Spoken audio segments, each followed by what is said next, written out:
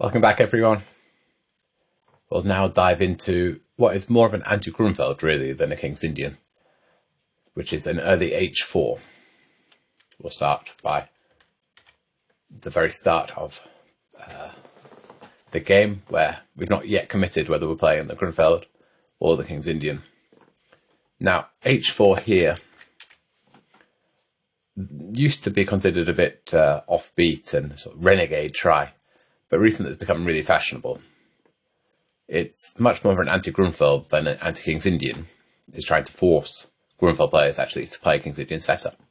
But still, your opponents might not know which one you're going for, so you might meet h4. The point is that the Grunfeld d5 doesn't work now because of the swap in h5 comes fast. Generally, the Grunfeld doesn't really work anyway if there's no knight to exchange on c3. But we've got a couple of options here. It used to be considered that a very simple way to defuse this was to play c5, d5, and then play the Benko Gambit, where the pawn is not great on h4. But still, matters aren't so clear. I have to take an e3 was a good move played by Alexander Grischuk against Maxime Vachier de Grave. And MVL couldn't equalise, and people started taking note and were interested in this line. Now, it should be mentioned that there's two different move orders that White might play. There's this one, the anti-Grunfeld, but they could also start by playing a classical King's Indian with knight c3, e4, and wait for it to have castled before playing h4. So you just have to bear in mind two different lines, and I'll suggest two different approaches. If you want to play the main line that we're playing in the knight c3, e4 line, you could do it here too. I think the most reliable move order would be to play c5, d5, and now just bishop g7, when we're very likely to transpose after knight c3, d6, etc. This will very, very shortly transpose. However, for now, rather than playing c5, let's just play bishop g7. Now, h5 at this point is far too early. We can just take it. Generally, h5 isn't working as a pawn sacrifice if we've not castled kingside yet.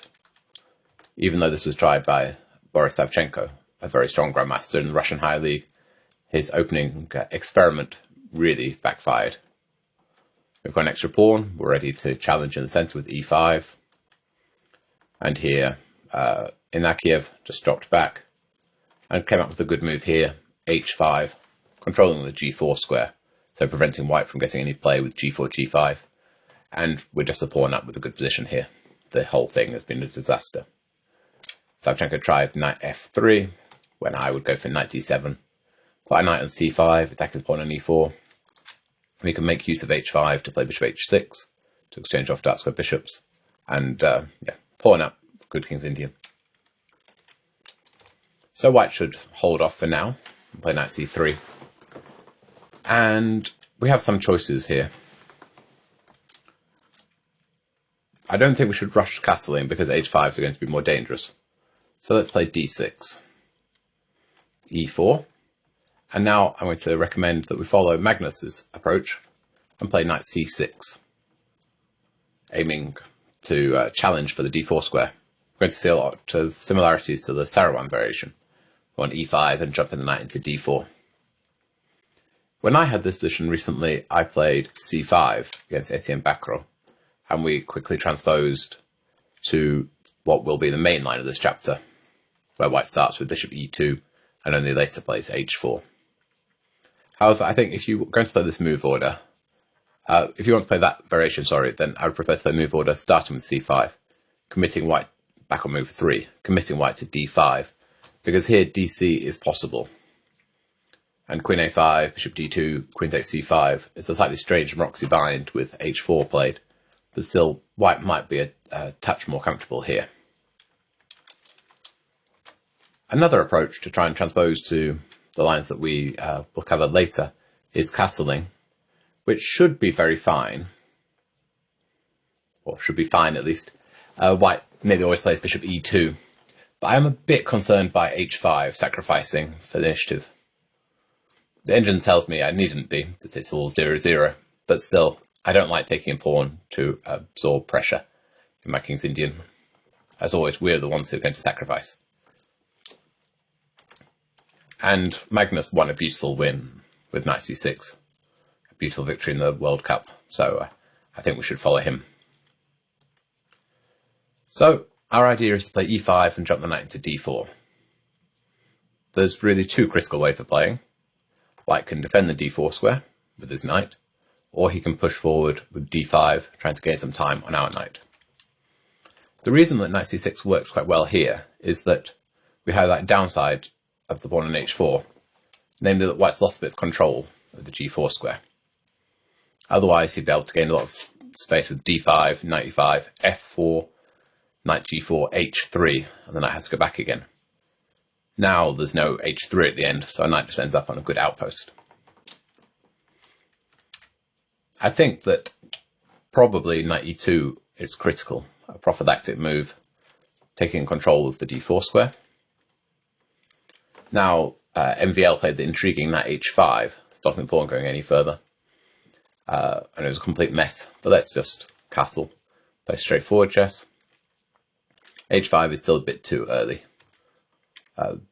One of the early adopters of this line, the Ginger GM himself, Simon Williams, tried it, but after knight takes h5, this pawn sacrifice only really works if White can follow up with g4, and so White's knight e2 hasn't really helped. Simon tried bishop g5. The problem is that now f3 is too slow, because we get play in the centre with e5, d5 and knight d4. g4 is impossible because the f3 pawn would be hanging with check.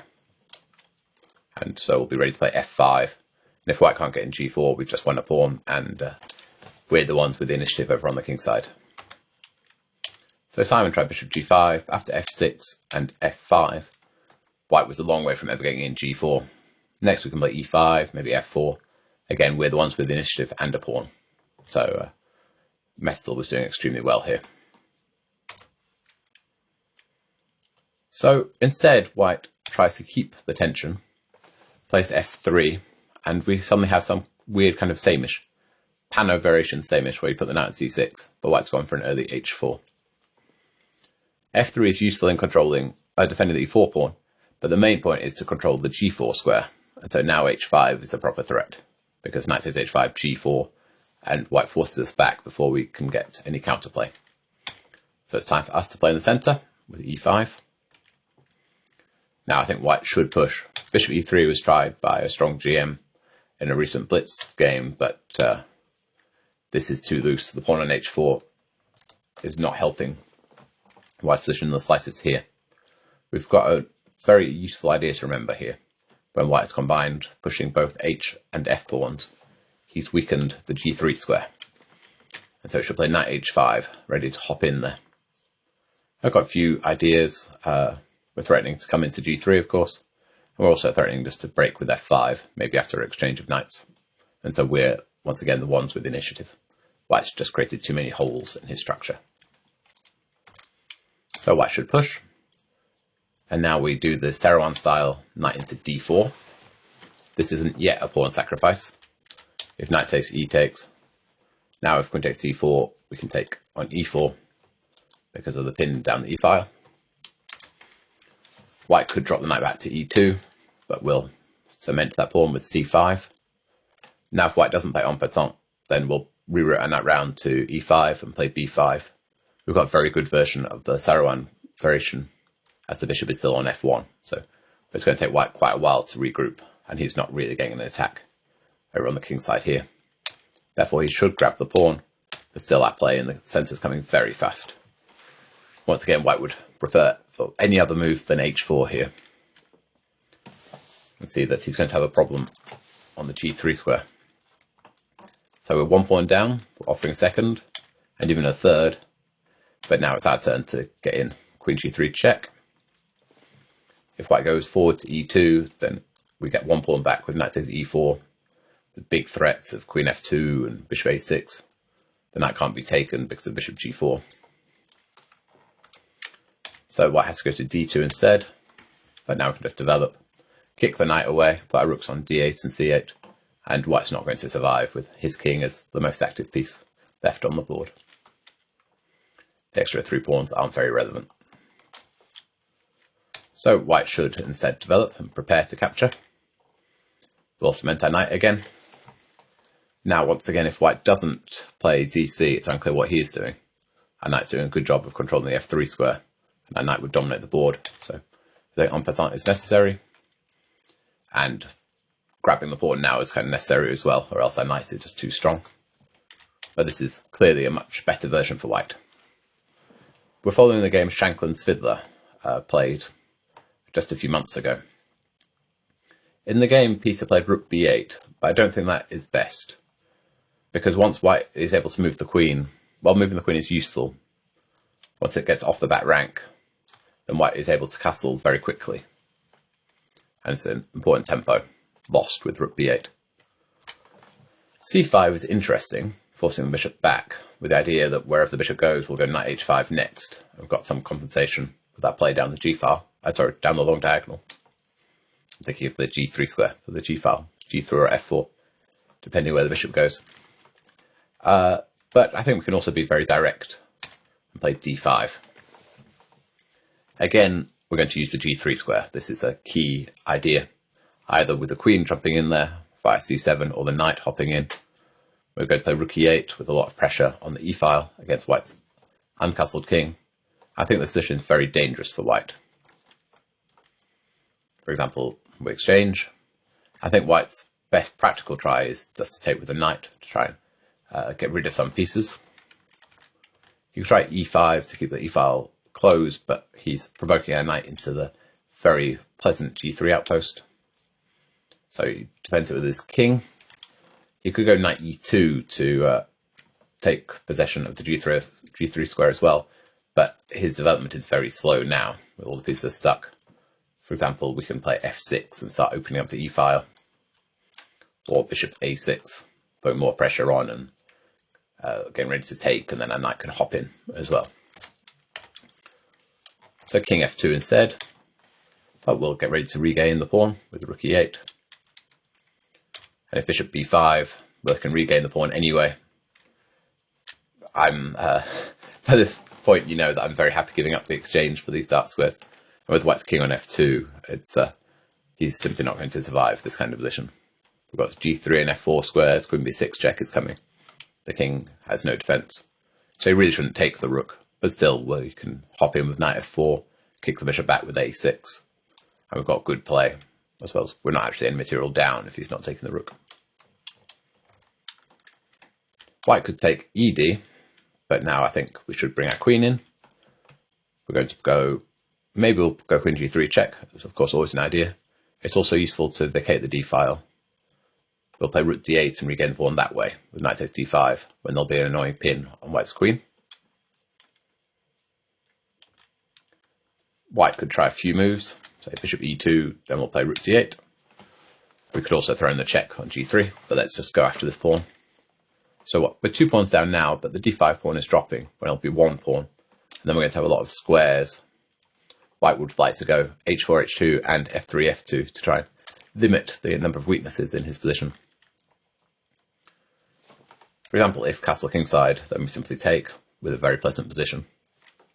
Queen d2 is a tactical way of defending the pawn on d5. The point is that we can't take now because the bishop takes g7. Our knight is attacked, and after knight takes e3, queen takes, gets off the d-file, and white ends a piece up. So we just renew the threat with bishop b7, and white can castle kingside, but it's just 1 pawn down. We still have the g3 square, very active pieces, and white's going to have problems with his king into the long term. There's no way of suddenly solving those issues. The pawns don't go backwards. I've tried king f2 to try and cover this g3 square, when I think the most accurate is rook b8, trying to take on b2 with check. Queen d2 is a natural way to defend it, but fails. We can take anyway, deflecting the queen from defending the bishop. So take, now knight g4 check, and take on d4 with check, and we're ready to take on c3 or play queen e5 with mating ideas. So white is busted here.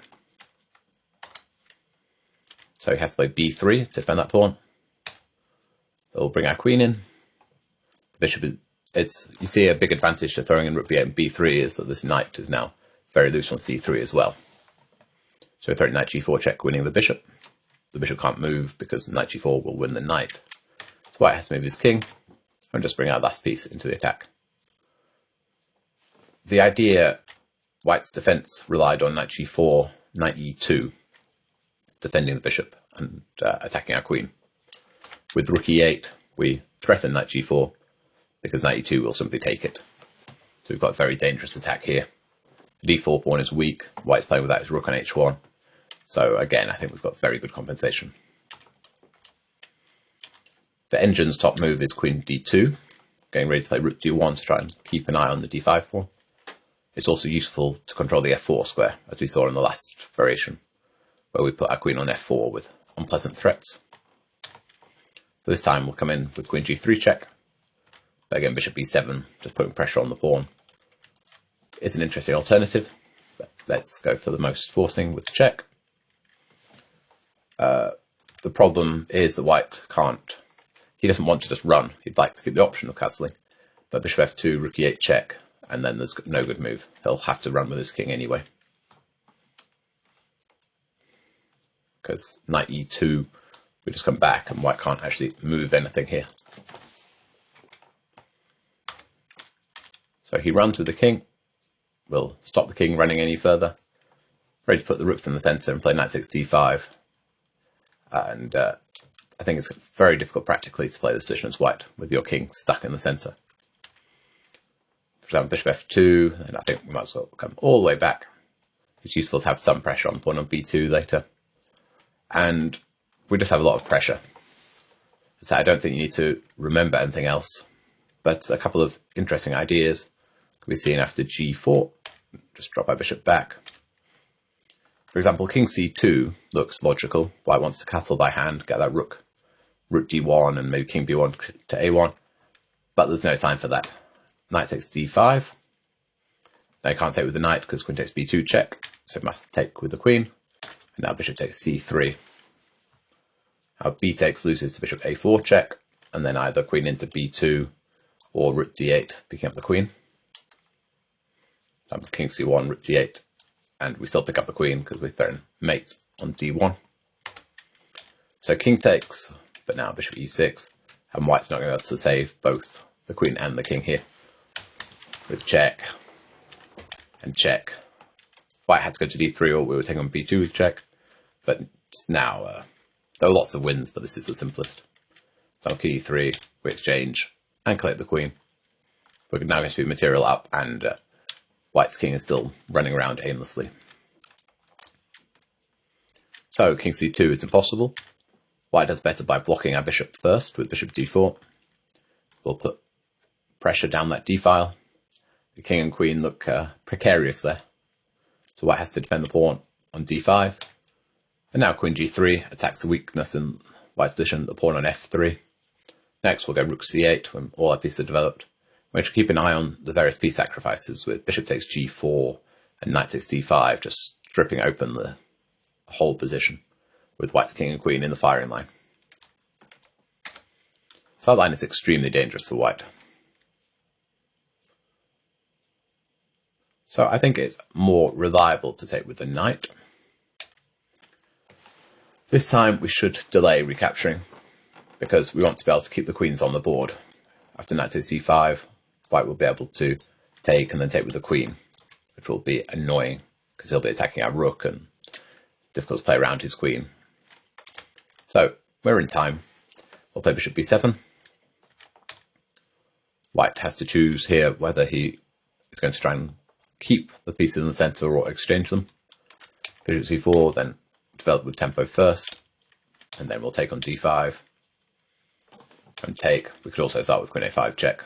It's also going to be good enough. Take on d5. This time white still has that annoying queen on d5, but it's not attacking our rook anymore. And so we're in time to play queen b6. We're still 2 pawns down, but white still has the problems with his king too. I don't think there's any way he'll be able to get his king to safety and hold on to his extra pawns. For example, he has to deal with queen takes b2, queen b3, check, and queen e5 goes back to the old plan of queen g3, reminding white that he'd prefer that pawn back on h2. We also throw in rook b8 and rook takes b2 check, winning the pawn back that way. So bishop c4 doesn't really hold on to the centre. So white could try exchanging on f6 too, but once again white has to juggle holding on to his b2 pawn and trying to get that king to any kind of safety. On queen b3, and here we don't need to defend the bishop. Let's go rook d8, keeping that king stuck in the centre. Can't cross the d file now. And we've got ideas of mating on d2. For example, taking our bishop is super risky. Rook b8. We're getting ready to take on b2 with dual threats of queen d2 mate, as well as just taking the rook. Or queen c7. So queen a7, queen takes b2. It's just winning. White can't both keep his rook and prevent the mate. So he has to go to c7 with the point that his queen can now drop back to c1 if we play queen takes b2. So we'll kick the queen off the c file. So he has to keep an eye on the b2 pawn. Otherwise we just take. And here we could make a draw by repeating with rook b8, but let's play for more. Queen d2 mate. So white has to cover. And now queen e3 is nice with two threats. Rook c2, and then the other rook to d2, and mating on e2 is very straightforward. But rook c1 check is also going to win the rook on h1 after the rook exchange, king f2 and queen takes h1. So we're winning back the material here with interest.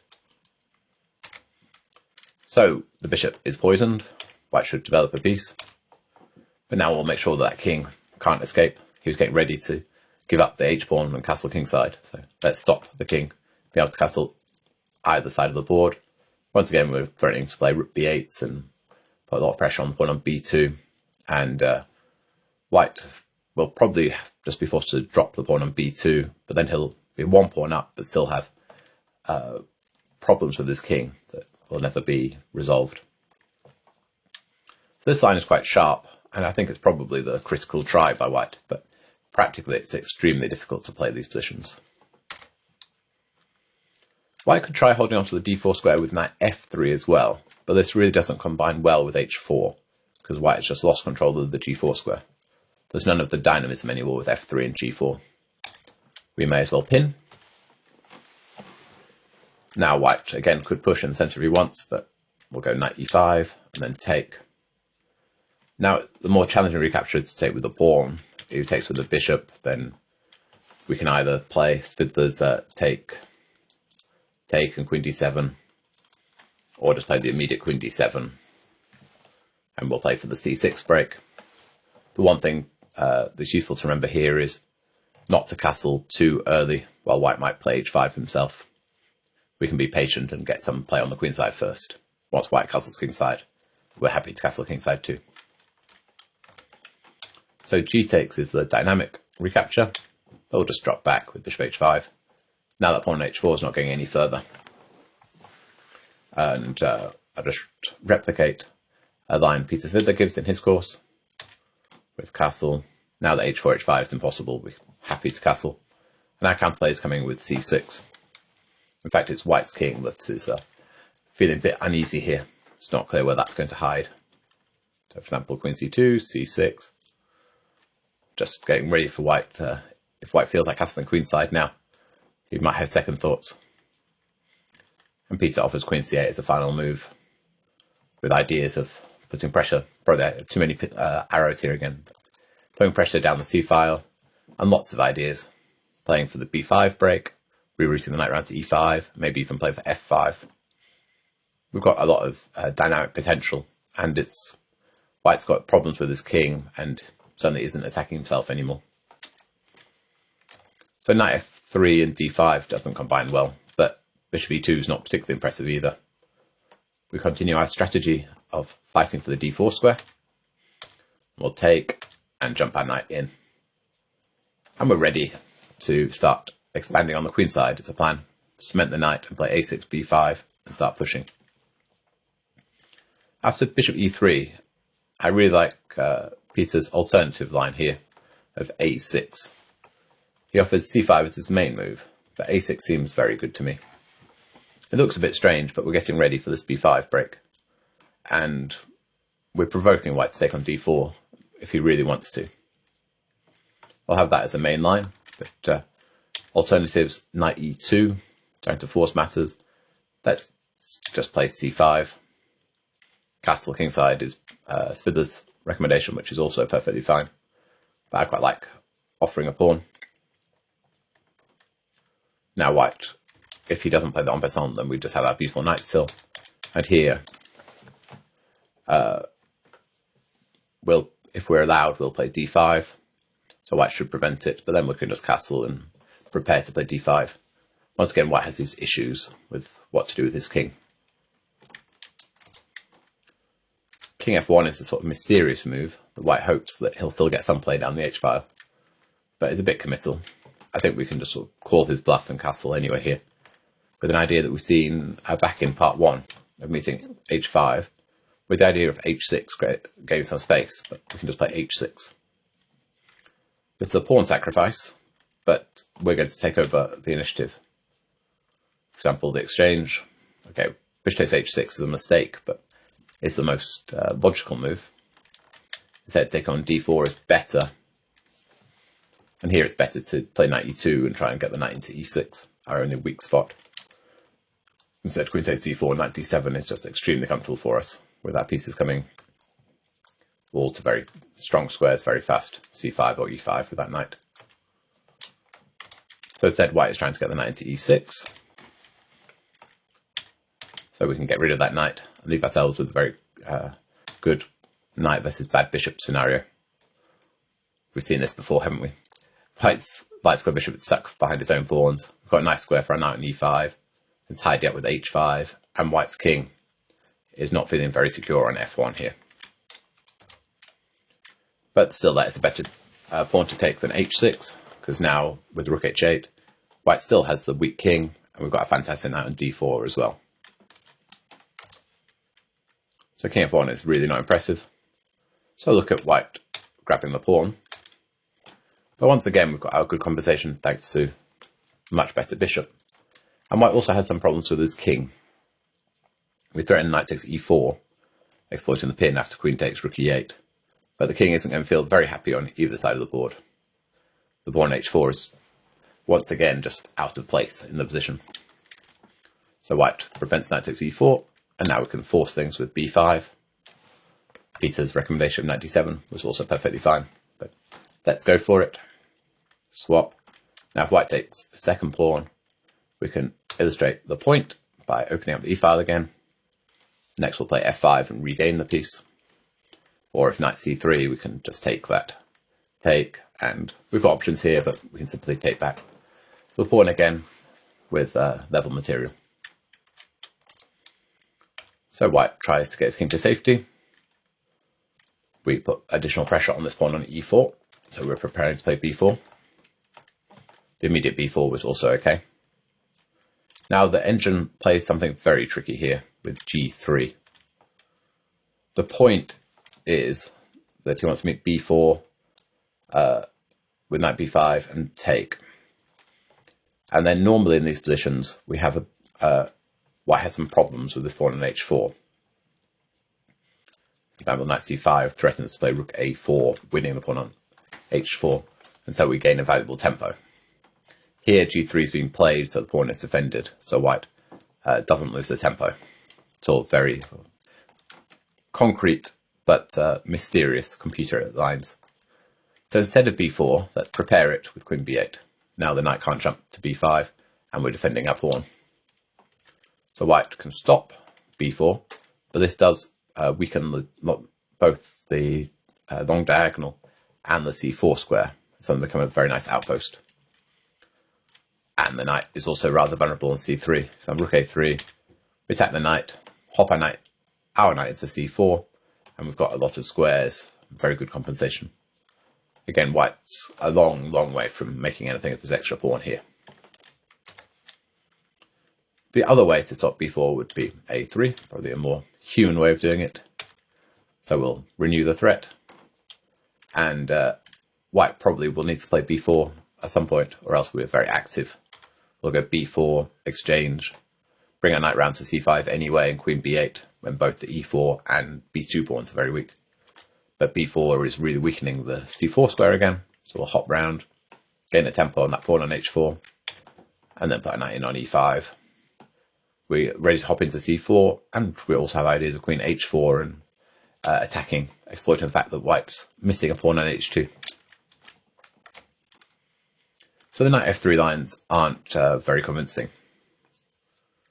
Fedoseev against Magnus pushed, knight e5.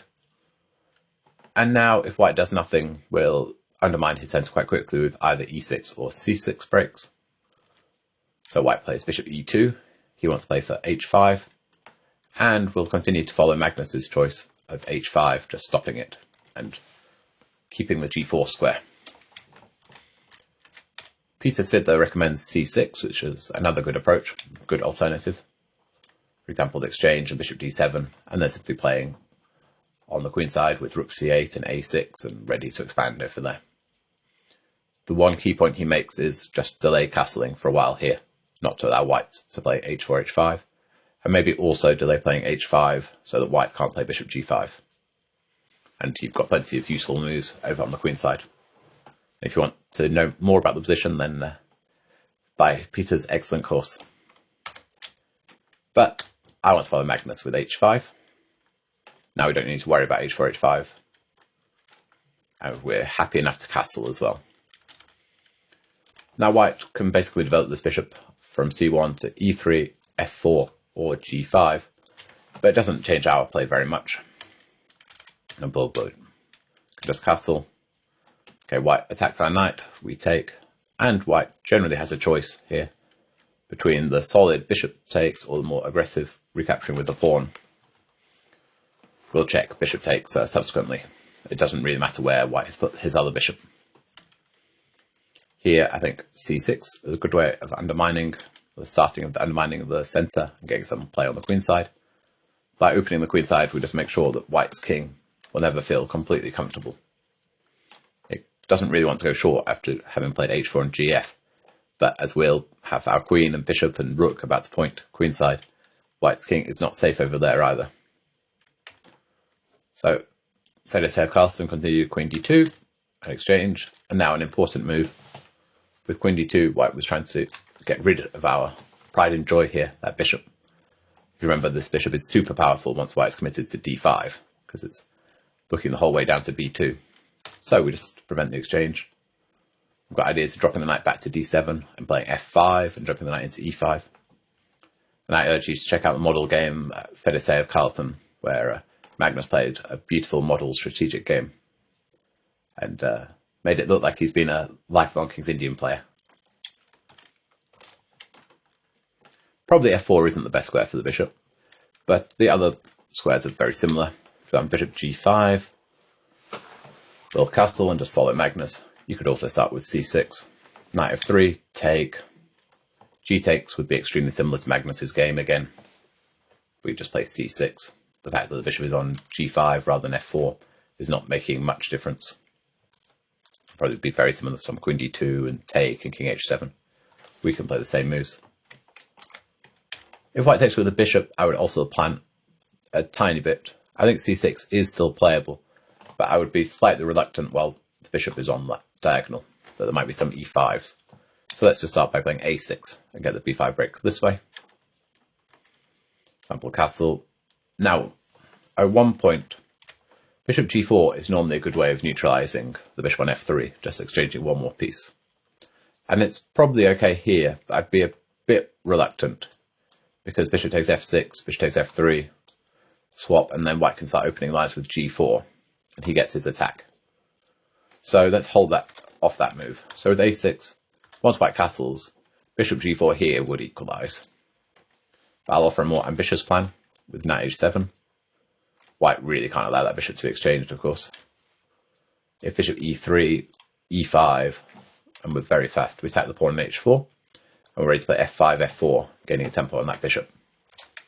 So e3 is the more natural square, and probably the one that your opponent will go to, but d2 is more reliable. Now c5 is a very maximalist approach. e5 again would be good, but with c5, we're combining two different plans. We might go back to our Benko style with bishop d7 and b5, and we're also getting ready to escape with our dark square bishop first and then play e5. For instance, a4, white sees the plan of b5, bishop d4, a very active square for that bishop. Next move, we'll go e5, putting pressure on pawn and h4. We can then continue with the thematic f5s, with a souped up classical King's Indian style, or even g5, exploiting the weak pawn on h4. I think we've got very good play here. The other option would be leaving that bishop at home for now, with knight f3. We'll take. This time, bishop takes f3, bishop g4 is completely fine. There's no quick assault, and we've not castled kingside yet. And we could also simply castle, which is very likely to transpose to the Magnus style positions. Well, the white is committed to bishop takes f3, but the a6 bishop d7 plan.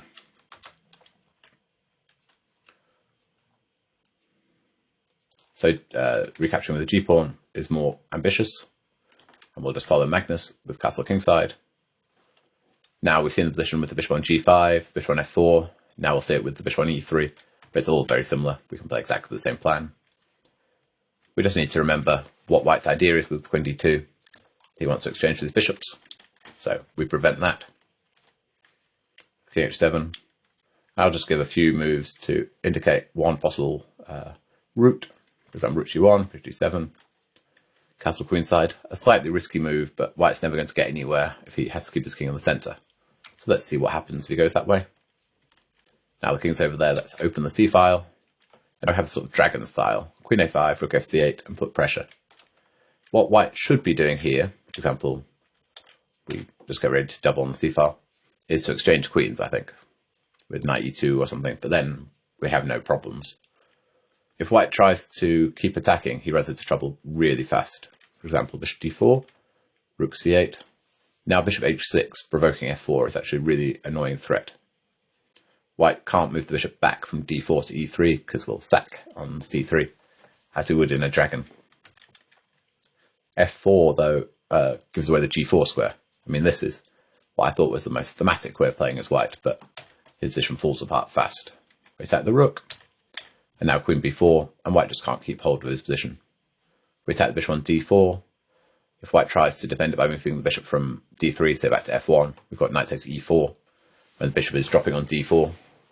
On f1, the rook would also be dropping on c1.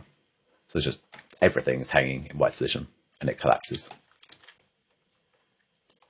So this is a good antidote, I think, to the immediate 3h4. But unfortunately, if white plays via the King's Indian move order with knight c3 e4 first, then I'm not sure we can reach it. First of all, playing a hybrid of knight f3 and h4 is never very impressive, because it gives away this g4 square. We can just play our normal moves. e4 will check shortly, but bishop g5 has been tried, but this doesn't work.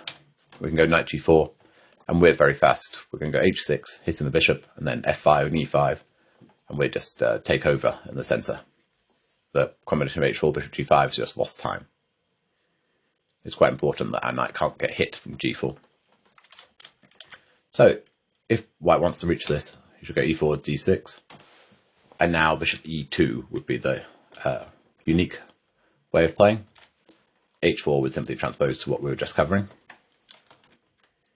Finally, knight f3, castle h4 could be the move order employed, but once again, this combination is not impressive, thanks to the g4 square. We could go e5 as well, when we reach some sort of strange Petrosian style thing, but c5 is always going to be a good antidote against an early kingside pawn, whether it's h4 or g4. If white goes d5, then e6 is just going to be a good Benoni. The pawn on h4 is worse than useless, because we get the g4 square now. So I could play some weird kind of, trying to get some weird Maroczy bind if we take, but let's just go bishop g4 and again play for the d4 square. Our plan is knight c6, take on f3 and put a knight in on d4. White can stop it with d5, but once again, we're very happy with the Maroczy bind style, the Benoni style positions with e6. Now we've got the g4 square and developed our bishop. So white, I guess, should try to take. We can recapture. We're ready to develop. The only thing to check is white going attacking us immediately before we've developed with knight g5. So our pawn on e6 is hanging, and white's ready to bring a second knight in. So it looks a bit worrying. But with queen e7, knight f4, we have time simply to play knight c6, because white has some problems along the e-file with his king. For example, knight takes e6, we'll react to knight f takes e6 in exactly the same way, with knight takes e4. The tactics worked for us. If he doesn't take, we'll go knight d4 next move, defending the pawn, and this whole thing just doesn't work for white. So he has to try knight to d6. But now he's got no time to take our rook, because his king's in the firing line. And we throw in rook takes f4, deflecting the knight, and so winning material. So the king has to move. And now we can move our rook away from being attacked. The h4 pawn is hanging. And after queen d3, we've got one more pretty move of rook e8, so indirectly defending the knight. Because after queen does e4, knight d4. And we're regaining the piece with either the immediate knight takes e6 or rook e5 and knight takes e6. And we're just left with our good bishop. So, again, this hybrid of knight f3 and h4 isn't very impressive. Instead, the move order white tries is to play h4 at this point. So this line used to be considered a bit barbaric, a bit coffee house, played by Simon Williams and Badal Yobava, these creative GMs who like to go their own way early, but not really picked up by the mainstream. But then with 3h4 becoming so fashionable against the Grunfeld, this anti-Grunfeld that we've just been witnessing, it forced people to reappraise this line as well. It's also a line that AlphaZero and Leela have had quite some input into. The white is not going to mate us with h5, hg. Those mates are never really going to work. Instead, white's plan is to bind us down by putting the pawn on h6 and then a bishop on g5 and just try to limit our counterplay. These new neural network engines quite like white in these positions, but I think they overestimate having the pawn on h6, and it's very difficult for white to play as well. I think we should fight back in our thematic Benoni style with c5, d5 and e6. Now the only consistent follow-up is h5. If white doesn't play h5, it's unclear why he played h4 in the first place. For example, white could try and grab a pawn by taking. Okay, still h5 could be played now, but we've got such a good outpost on d4 that white is trying to limit our counterplay by taking on e6 first. It doesn't really make any sense. Here, probably we can recapture both ways, but normally I want to recapture with the f pawn. It's useful to keep a pawn on h7 just to stop being mated down the h-file, or at least make it much harder for white. Here it's useful too because our rook is on f8, so we get play down the f-file. But later it's also going to be quite useful because we get access to f7 for our knight. It means that if we are in an annoying pin with a bishop on g5, knight on f6, queen on d8, for example, and we can't get out, we can bring the knight around to f7 to hit the bishop away. So generally, I prefer to take back with the f-pawn. Here we also get super active pieces, so it's a very simple decision. And knight 3, we can jump in anyway. White's got too many problems, because you can't...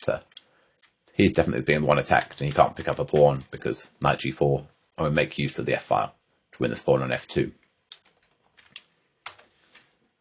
So alternatively, white could go after the pawn with bishop f4, but we've seen these positions in the Averbach variation, where we were happy enough to give up the d6 pawn. In fact, it turned out to be very difficult for white to win the pawn anyway, and that was with a more useful move than h4. So it's not really surprising that this position is not an issue for us at all. So first we're attacking the pawn on e4, white can defend it that way, and now we'll jump the knight into d4, and again the pawn can't be taken on d6. If queen takes, we have knight to d4, and bishop takes just runs into a horrible pin. Just play rook d8. So this idea doesn't work. So white has tried some random bishop moves as well, but we take. It's a bit of a mystery why h4 has been played. Again, white, I guess, has a choice. he can try a pure Benoni, but the pawn is really just misplaced on h4 in these Benoni structures. It needs to be on h3 to control the g4 square. Well, it's just losing a lot of time. Here we can borrow an idea we saw earlier. We're trying to provoke f3 to block the bishop on e2 out of the game, so that we get access to h5, and then we can get into g3. So f3, knight h5, we've got a very tempting square on g3. So e takes is better, but now we'll just rook e8, we're ready to play h6 and then knight e4. In general, we're very happy if we can liquidate these knights. As always, white's knight on c3 is better than ours. Stuck on b8, the second will come. We open up our bishop on g7 and weaken white's queenside with this exchange. So queen d2 is a way to stop h6, but now we can play on the queen side with a6 and knight f3, bishop g4. The pawn on h4 is just misplaced. It's just some odd hybrid the white is playing. Likewise, bishop e3 is an even worse version of not playing h5. We take, probably white should play e takes again, but we'll play rook e8 and knight d7. Our pieces develop actively. White's going to have some problems after we play knight e5. He's got, knight e5. He's got to watch out about a knight g4 when the bishop is going to get hit. So c takes, but now rook e8 again. We try and force f3. White can delay it from move or two if he wants. He can't allow b5. Fine, we attack the pawn again, finally he has to go f3, and we get our knight h5 into g3. So h5 is really the only point to h4. We take, and now, again, white wants to keep some bind on us rather than transposing into a Benoni. So e takes is what white's whole idea is. His position is a bit too loose, recapturing with the c pawn. We have very straightforward play here against that pawn. Here we've moved the rook off the f file, but still I prefer to recapture with the f pawn. As I mentioned before, it's very useful having the f7 square for our knight, as well as the pawn on h7 is giving our king a bit more safety should white try and caveman mate us down the h file. Here the only thing we need to watch out for is the potentially vulnerable square on e6. Once again, if f3 to defend the pawn, we've got the same plan with knight h5 into g3. So white tries bishop g5. The one of queen c2 is a better way of defending the pawn, but then we can just play knight b7, and white's probably not got a better move than bishop g5 here anyway. So bishop g5, we develop. We might as well threaten to go b5. This just makes it a bit more difficult for white if you ever wants to castle queenside. The addition of a6, a4, because b5 might be extremely powerful.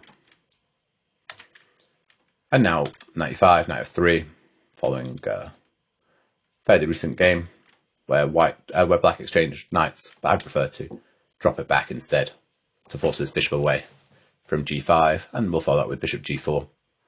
When our pieces are all making sense, we can play for the b5 break with rook b8 and b5. And once again, white's got these issues with what he's doing with his king. He probably should castle, but then the whole h4, h5 has been a bit of a waste of time. Sorry, castle kingside, I mean. Queenside is super risky. So white could take on g6 at this point, but this is simply a worse version of the line we just examined. After f takes, our rook is also on a very nice semi-open file. White can try some random stuff with e5. I think this is his best try to complicate it. ed, knight bd7 is just a better version of the main lines, as our rook is still on the open file. Not on the open file, on the semi-open file, but still attacking down on f2. e5 is sort of a thematic break in quite a lot of Benonis. White is hoping for the e4 square and play. If he could somehow magically get his knight to e4 here, then our bishop would be very bad on g7, blocked in by our own pawn. But if we play e4, that'll never be a problem. Now we've got the e5 square for our knight. We'll hop her in, and we've got a super strong bishop. So white could try this sort of Benoni style, but let's follow a theme we've seen before. We attack the pawn. If f3, then once again we can play knight h5, hop into g3. And if queen c2, now ready, just put our knight in on e5. And our pieces are just coming to natural squares. Again, we can play for the b5 break. And white has the problem with what to do with his king. When I had this position against Etienne Bacro in a recent game, he played h6 first, but we're just going to transpose as to bishop h8. Ed and rook e8 will reach the same position as the main line. Ed5, rook e8. And here the point, the engine-approved way of playing this position is to play h6 here. But that is giving up on the mate ideas. Instead, white is just trying to suffocate us a bit. We'll check a couple other moves. Sidestepping with king f1 doesn't put much pressure on us because we're in time to play knight e4. We've changed one pair of knights and then the other knight is going to come over. We've also got ideas of rook h4 here, just neutralizing any attack down the h-file. So we don't need to worry about anything. This is the one position that I would take back with the h-pawn. Taking with f-pawn no longer makes much sense. There's no pin to worry about for starters, and we're never going to be attacking down the f-file. Finally, white's got no attack because we always have rook h4, so we might as well recapture h takes. And if knight f3, we can pin and then play for the dark squares. But we'll probably take on f3, but we don't need to rush. It's very difficult for white to move. We'll develop the knight, put our queen on e7 or f6, swing the other rook across, and everything is positive about our position. So white could take at this point. Here there's still the potential problems with bishop g5, maybe some attack down the h-file, so let's recapture f takes. Now white could try and exchange his bishops, but it doesn't help him very much. The problem is that his rook on h6 is now just misplaced. He'll just have to drop it back, and we gain a lot of time developing our pieces. We'll hop one knight into e4, exchange that, other knight into e5. We're the one with the initiative. The bishop exchange hasn't really weakened our position. If white could somehow have taken with the queen, it might be a different story, but taking with the rook is nothing to worry about. Say knight f3. So here we just have to be careful about the e6 square.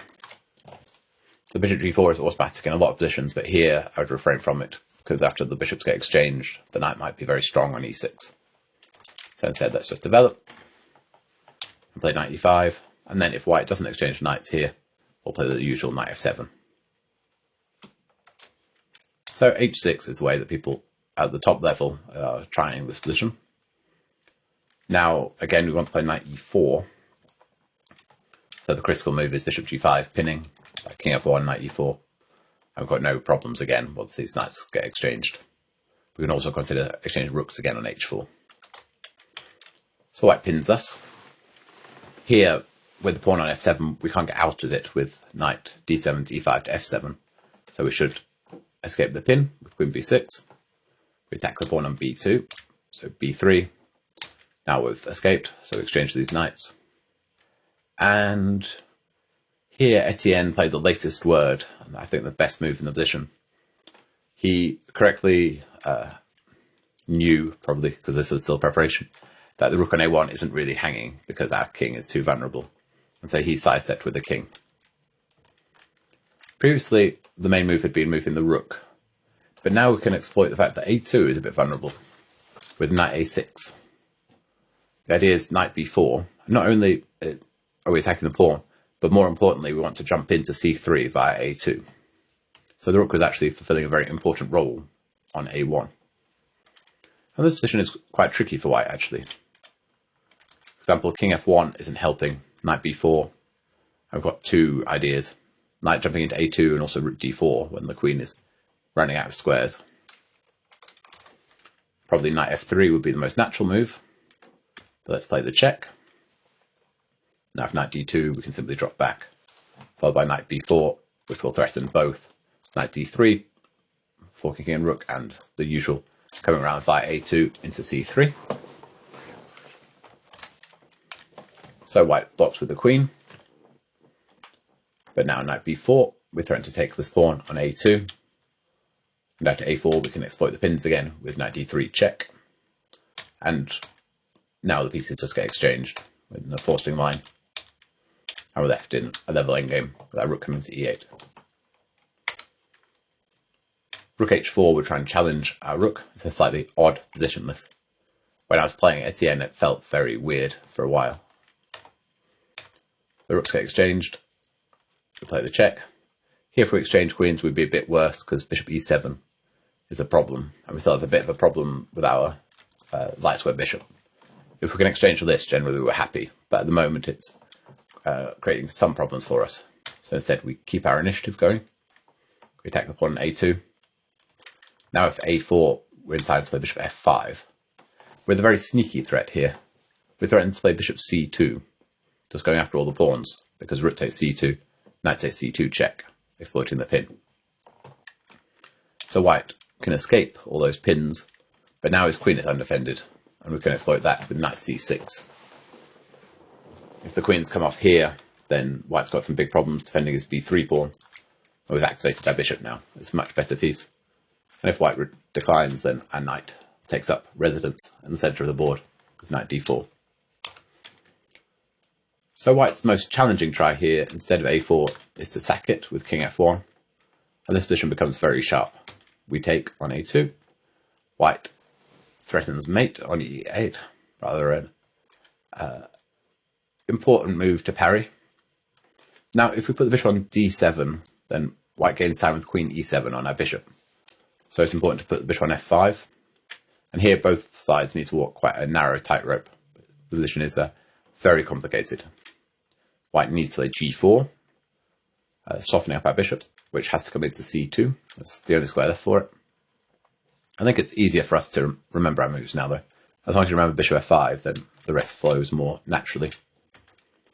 Example, queen e7. If we're given enough time here to play queen b2 and to e5, then we're just doing very well. So white does need something quite fast. So for example, queen e7, queen b2, we're coming back, gain a tempo on the rook. Rook e1 and queen e5. White regains one pawn.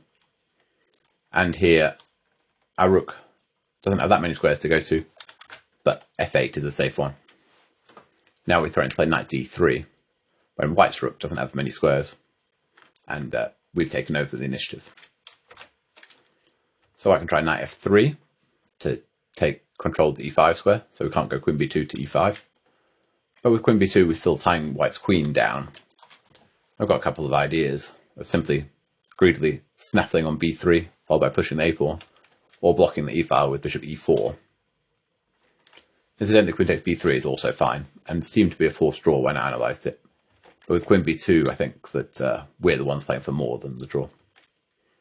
So white moves the rook so that he can move the queen, and we can be greedy, take the one on b3. But more importantly, we're now threatening knight c2, forking queen and rook. So white comes in with queen e7. For example, bishop d3 would threaten mate, so we need to deal with that.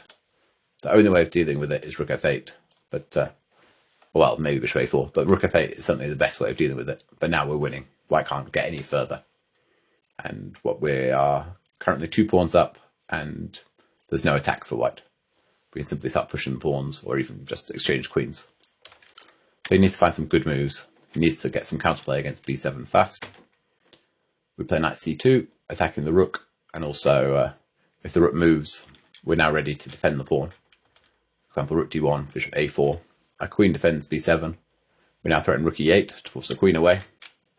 So knight g5, but now our queen can get back in time with queen f6. An important move to defend the pawn on f7. And after take, rook f8. White's attack has now disappeared, and it's our turn. Knight e3 check, it's a big threat. This bishop on h4 defends the knight on g5, but it's not doing anything else. The most natural move here, I guess, would be to take the pawn, continuing the plan of queen e7, but this doesn't work.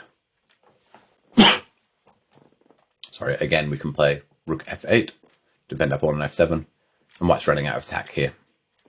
He still has these problems with his rook. So rook d1, knight d4, attacking, not really attacking the rook yet, because our queen is hanging, but more importantly, attacking the bishop on e2. After take, now we're attacking the rook, because our queen is defended. White's attack has disappeared, so white has the weaker king, and we're material up. So white needs to find knight g5 threatening mate, which we defend the same way as we just saw in the previous line, with queen f6, now that the bishop is blocked. Queen takes b7. Let's be consistent and play rook f8. Going to e8 is also interesting here. White takes on b3, and the smoke clears. We're left in a position with rook and pawn against bishop and knight, but I think we've got the easier position to play. We've got a plan of simply pushing the a pawn, so queen a1 check, and then a4 through, or queen e7, just getting out of the way, and then pushing a pawn. White's king is weak, and this bishop on h4 is not doing a lot again, just defending the knight on g5. So I think we've got the better practical chances. This line is all quite random and sharp, but White needs to walk a very narrow line, and we've got a few different alternatives. So I don't think it's a line that White would ever prepare, and if you're unprepared, then I think there are too many holes that you'll fall into. But that is rook c1. It's useful to remember that moving the rook allows this plan of knight a6 to b4, to a2 to c3, because I don't think that's one that you'll find over the board. So Etienne played the latest word with king f1. Now knight a6 doesn't make any sense if the a2 pawn is still defended, so we'll develop the knight the other way. I went rook e8 immediately against Etienne, and I was quickly pressing, but it's probably more precise to play knight d7, as the rook might annoy White a bit on e4. For example, if he plays g3 to try and get his king castled by hand, then we can take up lots of central spots with knight e5, bishop f5, the other rook's coming over, and the rook on e4 is still powerful, because they can go rook d4. I think these positions are much easier to play as White if you've got access to an engine. As over the board, Etienne was really struggling, and I was struggling to see what his plan might be as well. Our moves are more natural. We've got a good square on e5 for a knight. We just need to develop the bishop from c8. Slowly regroup. White needs to do something rather quickly, but it's not really clear what that is, with his rook and knight both not yet involved in the game, and questions about exactly what he's doing with his king. I think from a practical point of view, it's easier for us. The one thing that we would quite like is to get rid of that bishop on g5, because then it'll make it much easier for us to regroup, get our queen back into the game via d8. So knight f3, and here rook e8 is the most reliable move, because the rook is getting trapped. So I'll offer this as the principal line. We'll follow up with knight e5, bishop f5. But I'll show an interesting, I've got it as an informational line. It could almost be an alternative line with knight e5. This is an exchange sacrifice, and objectively, I don't think it quite works. But White needs to play it absolutely perfectly, so I would be very tempted to try it. White goes after our rook, and this is the downside to knight e5. Our rook is trapped. But still, it's not the end of the world. Develop something even just like playing queen d8 and saying, I'm the exchange down, but I've got the dark squares and your king is a bit vulnerable, got a useful knight on e5, is also interesting. But let's continue down what strike me as a very critical line with bishop f5. We're getting ready to just bring our final piece into the game. Now d3 is an awkward threat, opening up the long diagonal. Then we can go queen d4, and the rook on a1's got some problems. Maybe knight g4 as well, combine, attacking the rook, attacking the pawn on f2, with the rook e8 and trying to get the rook in to e2. So White needs to find g4, forcing our bishop back, and then f4. Now our knight is trapped on e5, but still not the end. d3, White captures, and now queen d4, even stronger than just taking on e2 immediately. We're now rook down, but we've got a very big initiative for it. If White takes on d3, sorry, I lost my mouse, then bishop takes e5, and we threaten both the bishop and simply to regain our sacrificed rook, so absolutely fine. So White needs bishop f3, take, now White needs king g2, and let's play f5 and open up the board. So here, if we do a quick count, then we are a rook for a pawn down, but White has problems with his king, clearly, on the dark squares. We're threatening to win another pawn with fg and bring the bishop in with f5. rook f8 and mate on f2, or even queen f4 to g3. So we've got a lot of dangerous threats. The one on d3 might be useful too. So I think practically this position is extremely difficult to play as white. I analyse it with a computer, and the engine continues to find a series of only moves that gives back quite a bit of the material and goes into an ending exchange for a pawn up. And I wasn't quite sure if we were holding that ending. I think we had very good chances of holding it, but still I wasn't going to recommend a line that objectively probably doesn't quite work. But practically, I don't think anyone's going to find those moves. So unless you're playing Magnus, then I wouldn't be too worried. Maybe playing correspondence game, I would not play this line. But in over the board game, I certainly think it's worth a go. But we don't need that either. Rook e8 is a bit more dull, I'm afraid, but definitely more reliable. We're simply going to play knight e5 next without the rook being trapped, and then complete our development with bishop f5. So at some point that rook will be hanging. We're no longer going knight e6 to b4, so white might as well move it. We'll play our knight e5. Now white doesn't need to allow the exchange of knights, but knight d2, we'll play f5, drop the knight back to f7 to move the bishop. And once the bishop's gone from g5, we've got a lot more flexibility. Our queen can get back round to e7, play bishop d7. At the moment our problem is just that our queen is a bit out of the game on b6. On g3, white tries to complete his development. We exchange, activate our bishop. Now we want to play f6. We're not too worried about the e6 hole, as white's got no knights to live there. So we'll go f6 to force the bishop away, and then we can regroup and bring our queen back in. We just need to watch out for rook h4. That's quite a dangerous exchange sacrifice, with rook takes d4 and bishop f6. So let's just move the bishop. And now we can play the f6 plan anyway. Stop b4 and also throw in some counterplay of our own with a4. Then we'll say white stops us with a4. We'll play queen d8. I've got a few different ways of completing development. We go b6, rook a7 to e7, or just b6 and bishop d7. We're very solid, and I see no reason why we should be worse here. Or king g2, we'll play in a very similar way with f6. The bishop has to come back. Once again, a5 to try and get some counterplay with a4. White normally stops.